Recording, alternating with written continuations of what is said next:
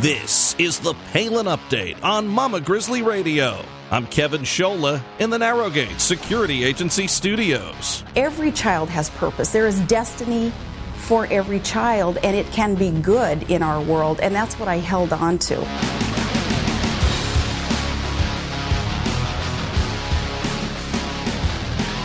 After all of the stories of horror and sadness we've been consumed with of late, we thought today we'd highlight a story of great faith, hope, and love. Today, we'll talk with Courtney Baker, a mom who chose life for her daughter even after a doctor suggested she abort the baby, all because the little girl had Down syndrome. Not only did Courtney and her husband choose life, but now little Emerson is thriving. As for the doctor who suggested the pregnancy be terminated, well, Courtney wrote a heartfelt note to that doctor.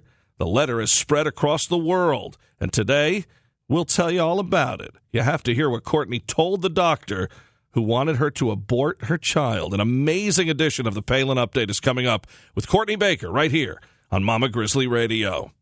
Bravo, Great Britain. Sarah Palin congratulates Brits for exiting the EU.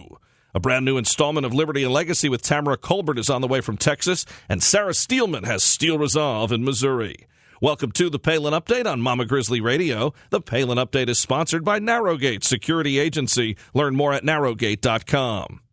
Today's guest wrote a letter to the doctor who told her to abort her baby. Her message of love and her fight for life has inspired thousands. Today, Courtney Baker is here to talk about this note that has touched so many and to tell us about Emerson, the adorable little girl who inspired it all. And right now, we welcome Courtney Baker to the Palin Update on Mama Grizzly Radio. Courtney, thank you for joining us. Thank you very much. I got to say, your story, I know it's touched thousands, but it definitely touched me. I heard about the letter that you wrote to your doctor after your beautiful daughter was born with Down syndrome, a doctor who suggested perhaps an abortion. I heard about it on K-Love, actually, driving, and it has just, as you know, taken on a life of its own in a good way. Just an amazing story. And first of all, before we get to anything, I mean, how cute is your daughter? It's just ridiculous at this point. Well, thank you. I mean, we see these pictures, and my two kids thankfully don't take after my looks. They're pretty adorable too. But I mean, I see your daughter, and you're just like, oh my goodness. And I think after you see her too, I mean, obviously all life's precious, all children are precious. But when you see her, it just drives it home even more how important this story is. I mean, what a sweetheart. And let's explain to everybody exactly what happened here. Here, you're pregnant, supposed to be. Obviously, it's a nervous time for everybody, and when those things are going on, that 9-10 month period. But here you are going to your doctor, and you would think it would be a positive, but what happened as you're looking at sonograms? Yeah, we actually had the initial test that came back in our OB. They had actually given us the wrong result. So we went in the next day for a scheduled sonogram, and our OB said, I'm sorry, we made a mistake, and she actually does have Down syndrome. And we were pretty devastated at that point. We had no support whatsoever, and he suggested that we go see a specialist. So it was the specialist who suggested several times that we look at our options and how low her quality of life would be. And that's where the letter originated from. So. Yeah, that was the phrase in the letter that I know you used a couple times, and that got me too. And I've heard this before with other people too, quality of life. And it says who is what I always say to that. And we've seen so many cases, whether it be Governor Palin's son Trig, Down syndrome, or others with other challenges ahead of them. And, who's to say this other than God, that what quality of life is? Right. Well, I mean, the statistics, if they just look at the statistics on how family members view their son or daughter or siblings, it's skyrocketed. The divorce rate's lower.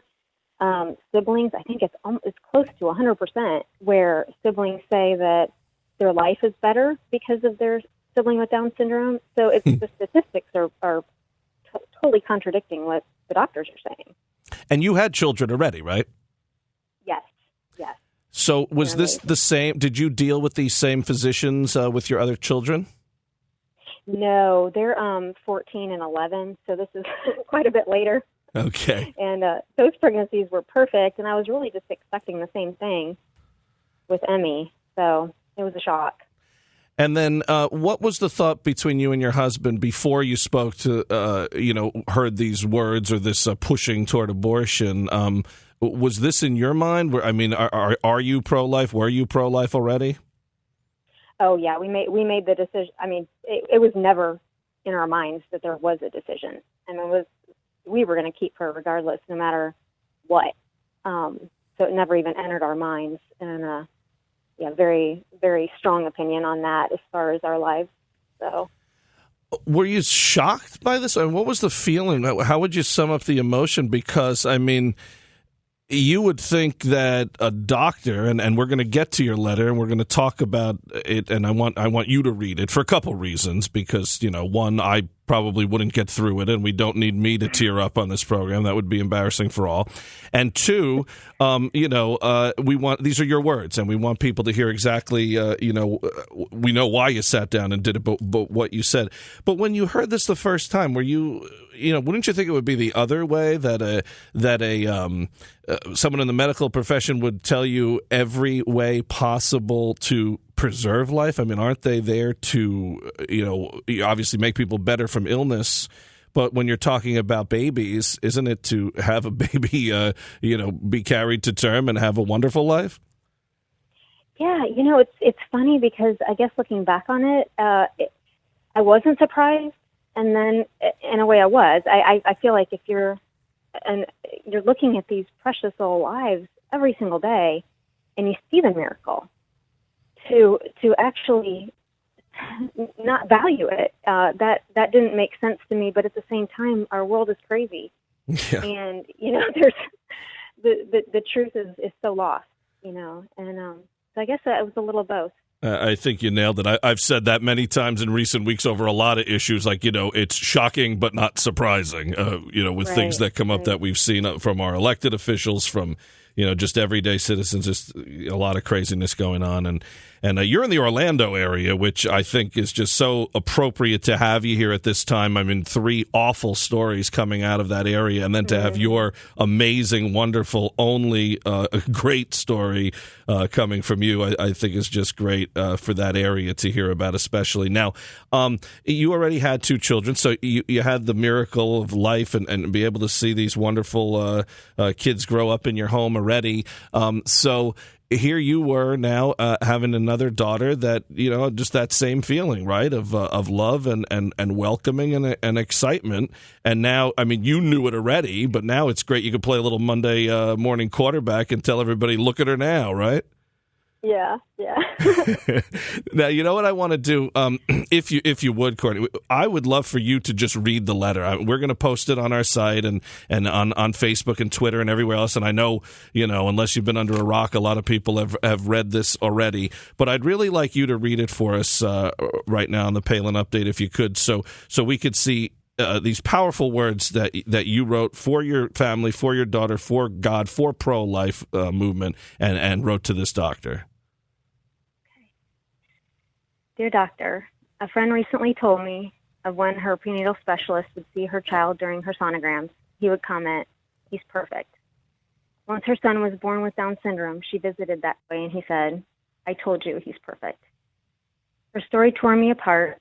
While I was so grateful for my friend's experience, it filled me with such sorrow because that would have what I should have had. I wish you would have been that doctor. I came to you at the most difficult time in my life. I was terrified, anxious, and in complete despair. I didn't know the truth yet about my baby, and that's what I desperately needed from you. But instead of support and encouragement, you suggested we terminate our child. I told you her name, and you asked us again if we understood how low our quality of life would be with a child with Down syndrome. You suggested we reconsider our decision to continue the pregnancy. In that first visit, we dreaded our appointments. The most difficult time in my life was made nearly unbearable because you never told me the truth. My child was perfect. I'm not angry. I'm not bitter. I'm really just sad. I'm sad that the tiny beating hearts you see every day don't fill you with a perpetual awe. I'm sad that the intricate details And the miracle of the sweet little fingers and toes, lungs and eyes and ears don't always give you pause. I'm sad that you were so very wrong to say that a baby with Down syndrome would decrease our quality of life. And I'm heartbroken that you might have said that to a mommy even today. But I'm mostly sad that she'll never have the privilege of knowing my daughter, Emerson. Because Wow. you see, Emerson has not only added to our quality of life, she's touched the hearts of thousands. She's given us a purpose and a joy that is impossible to express. She's given us bigger smiles, more laughter, and sweeter kisses than we've ever known. She's opened our eyes to true beauty and pure love. So my prayer is that no other mommy will ever have to go through what I did. My prayer is that you too will now see true beauty and pure love with every sonogram. And my prayer is when you see that next baby with Down syndrome lovingly tucked in her mother's womb, you will look at that mommy and see me and then tell her the truth. Your child is absolutely perfect. Well, I think you've been told that by a lot of people since this letter, no doubt about that. So yeah, we know you're on the right side of this one. What made you feel to write the letter, though? I mean, because, you have your daughter, you guys are good. Why did you feel you had to do it? I mean, because, one thought I had was what's great about this is others will hear this who may be in a similar situation and who maybe wouldn't have had the courage to, they may have taken the doctor's advice. Yeah. Oh, I feel for them. I just, my heart just aches for them because I feel like, they were lied to. They were lied to. Yeah. And I felt like I had to write it even before I had her. I knew it. I mean, God told me. I mean, I just knew it. But it wasn't until my friend, in the letter had shared that story that I was like, oh, I have to say something now. So I just knew that was the right time. And you're a good writer, too, Courtney. We could use you on this program, save us some work here. Now, let me ask you this, too, and this is the million-dollar question that I'm sure everybody's been wondering, and I don't know if you'd know or not, but do you know if the doctor read this and if there's been any response? I have no idea. We have not gotten a response. I wasn't expecting that at all. And in fact, I wasn't expecting any of this. So. You didn't expect every radio and news outlet to be talking about you? Well, come on, you don't expect that? It's been a blessing, though, for sure. Have you severed ties with your medical provider? Have you moved to different doctors because of this? Has this changed your outlook on where you're going for care with your kids? Well, the specialist I don't have to see anymore. Our regular OB, I still am there. Honestly, I was just thinking about that today. I really need to do something to where they have something for people who just receive the diagnosis. I wish I would have had something, anything, somebody's number, a letter, anything. Anything would have been helpful other than I'm sorry. So Right. I think that would be really neat to move here forward and do something proactive to help other moms who are getting that diagnosis. All right, and the real star of the show, what's Emmy up to? What's the latest on her? How old is she now, and what's she doing? She's 16 months old, and we just got her a coloring book and some crayons, and she's actually coloring. She's keeping the crayons out of her mouth. I couldn't believe it, but we are... So we're excited about that. She's not walking yet, but we are still working on it. And she's just beating the odds. That's what she's doing. She's beating the odds. Well, that, all kids, you never know with that. My daughter, 15 months till she walked, and now she's, raking doubles in softball. And, whereas my son walked at 11 months, and I tried to contain him to stop because that's been nothing but, climbing in trees and, chasing me around the house ever since. But well, that's wonderful. And how about your other children? Are they good helpers? Do you have four pairs of hands on deck here with Emmy? Yeah, well, that's why she's not walking. I'm pretty sure. Pick her up. Wow, that's great. And, this is unbelievable. Emerson with a Y.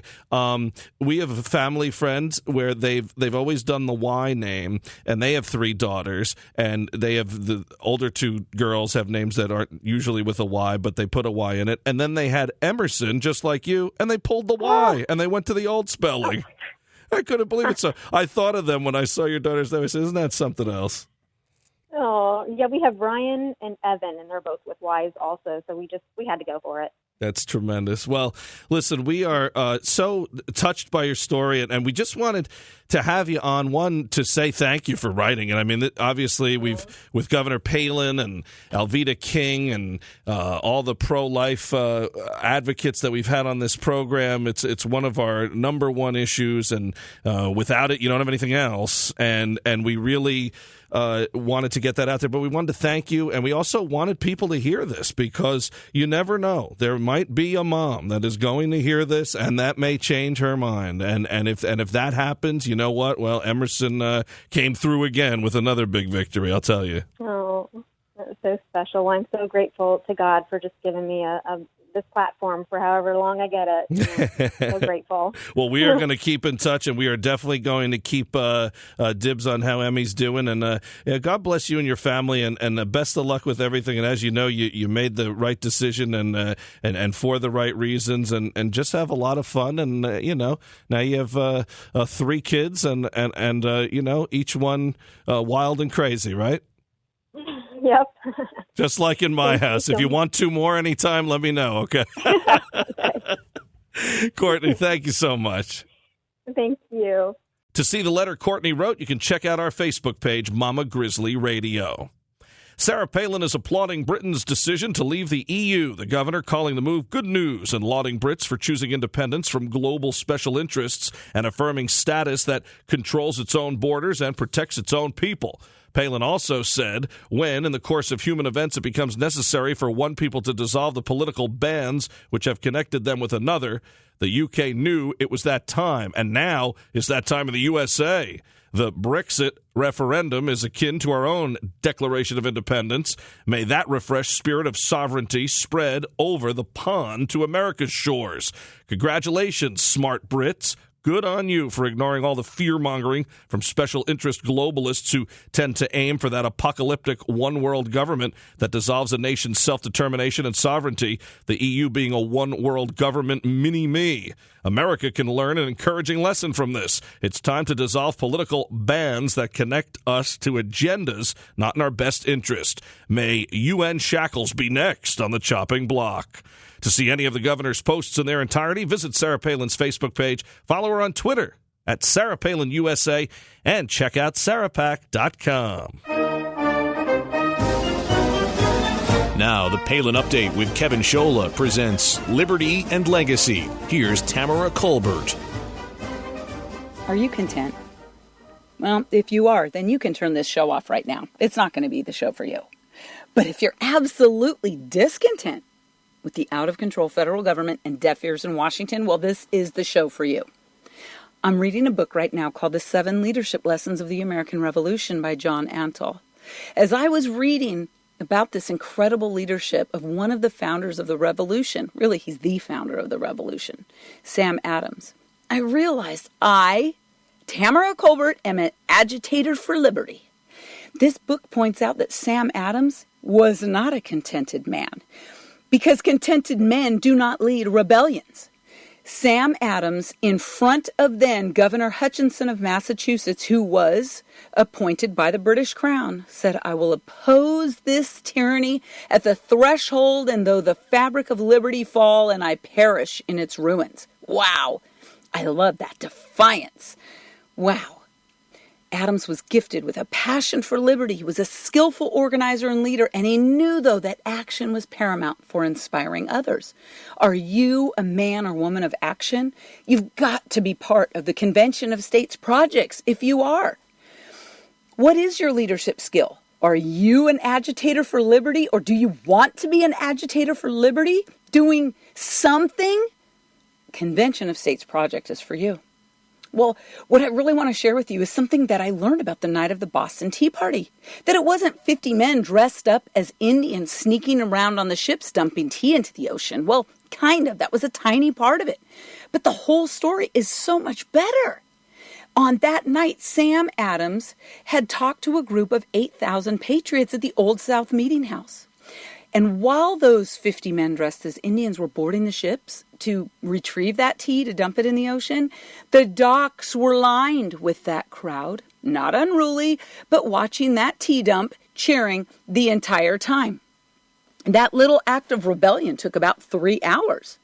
There were British man-of-war ships, and the men on those ships watched but left the Patriots alone. What's interesting is that the Patriots worked as quickly as they possibly could, which took 3 hours. But not only that, they took great care to do no damage to those ships. That wasn't their purpose. When they even broke a padlock on one of the ships, they later replaced it, because the intent wasn't to destroy property, but to rather make a point and use the tea to make the point. Along the final exclamation for the point of being just great was that they swept the decks of the ship before they left and made sure no damage had been done to any of the ships. Doesn't that sound like you and me? And the millions of us who rallied and then cleaned up after ourselves, whether it was the mall in D.C. or the hall in Sacramento, the capital of California, we left it cleaner than when we arrived. But there's something else this book pointed out. At the time of Samuel Adams, there was a 19-year-old young man named Alexander Hamilton who wrote a great article in defense of the Boston Tea Party.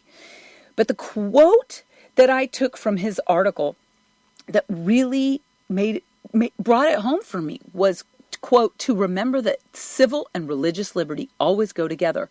If the foundation of the one be sapped, the other will fall, of course." So here we are at a crossroads of American history. We have an administration telling us that white people are inherently racist just because they're white. Then, now there's no more gender difference between men and women, and that, you and I can wake up one morning and, quote, self-identify as the other gender. Well, so much for those women's libbers from the 60s. But I just do find it ironic that it is men, Barack Obama, telling women they can no longer have privacy in public bathrooms. That's ironic, but where's now? Where's the naggers? Don't hear much from them, do we? Wow, so much for women's lib, because when it comes to a man telling them they have no privacy in the bathroom, they're totally gutless. Gutless. They have zero credibility on any type of women's equality issues. Sit down and be quiet.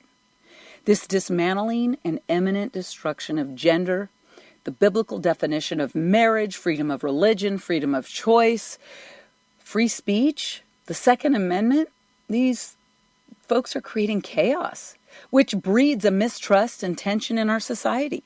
And it's exactly where Barack Obama and the hard left, or the socialist left, wants us to be. Why is that? Because it makes us ripe for real fundamental change. And the populism of Donald Trump is because there is a leadership void on Capitol Hill. There's no one who can say Trump isn't 100% committed to making America great again. And like we said, I mentioned people are not going to follow a leader who is not committed.